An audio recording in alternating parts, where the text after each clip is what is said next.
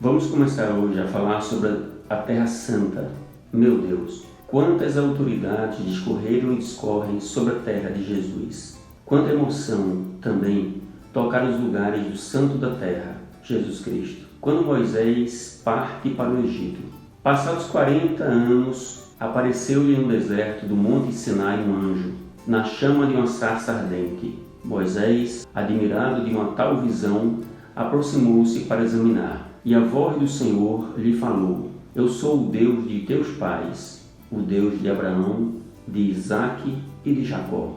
Moisés, atemorizado, não ousava levantar os olhos. O Senhor lhe disse: Tira as tuas sandálias, porque o lugar onde estás é santo. Considerei a aflição do meu povo no Egito, ouvi os seus gemidos e desci para livrá-los. Vem, pois agora eu vi e te enviarei ao Egito.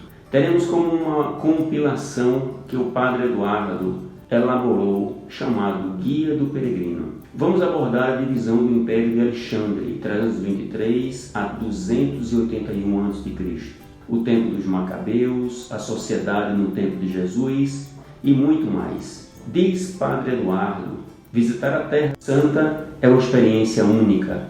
Os lugares santos nos remetem a tantas referências já internalizadas pela nossa experiência de fé e de escuta da palavra que é difícil não nos emocionarmos a cada passo que damos nos lugares sacros.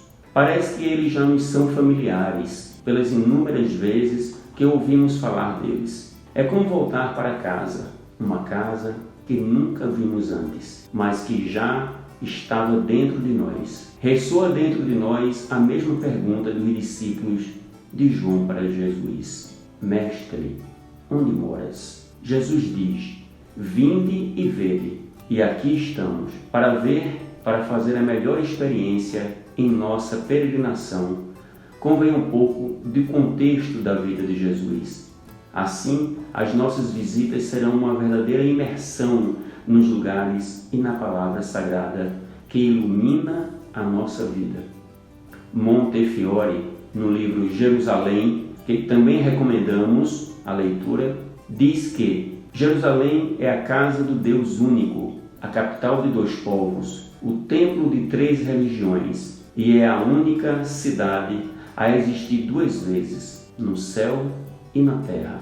A incomparável graça de Jerusalém terrena é nada se comparada às glórias da Jerusalém celeste. John Bright, na obra História de Israel, faz um comentário primoroso. O que é que fez de Israel, Israel?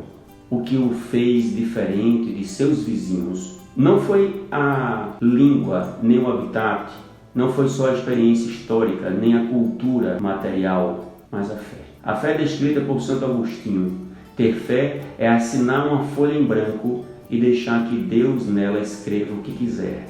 E continua Bright: Israel foi um povo que se tornou um povo precisamente por causa de sua fé. A história de Israel, por isso, não é a história de uma liga de 12 clãs, nem de uma nação.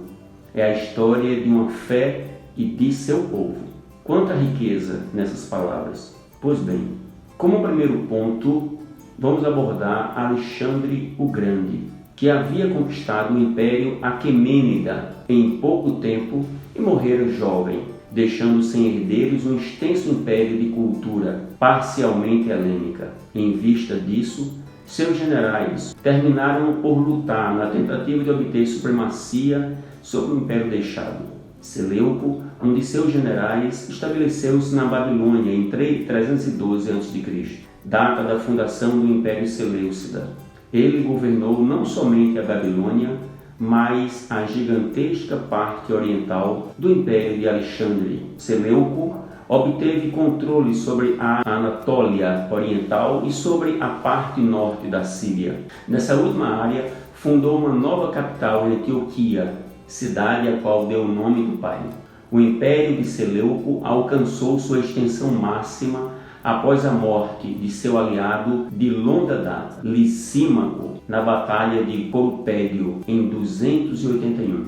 Seleuco ampliou seu controle abarcando a Anatólia Ocidental. Ainda tinha esperanças de controlar as terras de Licímaco na Europa, Trácia e mesmo a própria Macedônia, mas terminou por ser assassinado por Ptolomeu Serão logo ao chegar ao continente europeu. Seu filho e sucessor, Antíoco Sóter, mostrou-se incapaz de recomeçar de onde seu pai havia parado, nunca conquistando outras regiões. Pois bem, hoje só iniciamos uma pequena introdução. Nos próximos encontros, vamos abordando assuntos e citando lugares muito especiais relacionados com a vida de Jesus. Fique com Deus e até a próxima. Abraços.